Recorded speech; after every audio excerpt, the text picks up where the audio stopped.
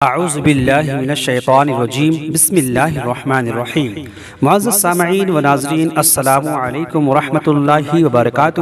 میرے پیارے اور عزیز دوستو، آج پھر سے آپ تمامی حضرات کی خدمت میں ایک اور بہترین ویڈیو کے ساتھ حاضر ہوا ہوں، جس میں آج ہم انشاءاللہ تبارک و تعالی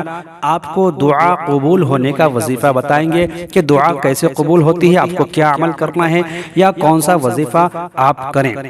دوستو، آگے بڑھنے سے پہلے آپ تمامی حضرات سے گزارش ہے کہ اگر ابھی تک آپ حضرات ہمارے چینل کو سبسکرائب نہیں کیے ہیں تو سبسکرائب کر لیں، ساتھ میں بیل آئیکن کو کلک کر دیں تاکہ ہر آنے والی نئی ویڈیو کا نوٹیفیکیشن آپ تک جلد از جلد پہنچ جائے، اور اس ویڈیو کو زیادہ سے زیادہ اپنے دوست احباب اور رشتہ داروں کو صدقہ جاریہ سمجھ کر شیئر کریں۔ دعا قبول ہونے کا وظیفہ۔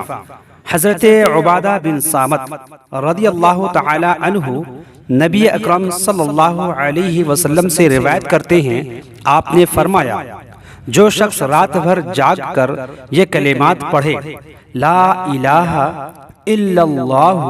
وحدہ لا شریک لہ لہ الملک ولہ الحمد وہو علی کل شیء قدیر،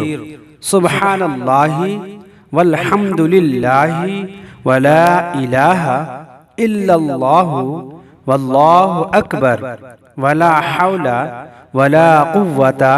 الا باللہ العلی العظیم، پھر اللہم اغفر لی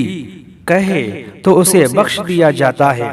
یا دعا مانگے تو قبول کی جاتی ہے، پھر اگر وضو کر کے نماز پڑھے تو اس کی نماز قبول ہوتی ہے۔ دوستو، آج کی ویڈیو آپ کو کیسی لگی کامنٹ باکس میں آپ ضرور بتائیں، پھر اگلے ویڈیو کے ساتھ ملتے ہیں، تب تک کے لیے الوداع، السلام علیکم ورحمۃ اللہ وبرکاتہ۔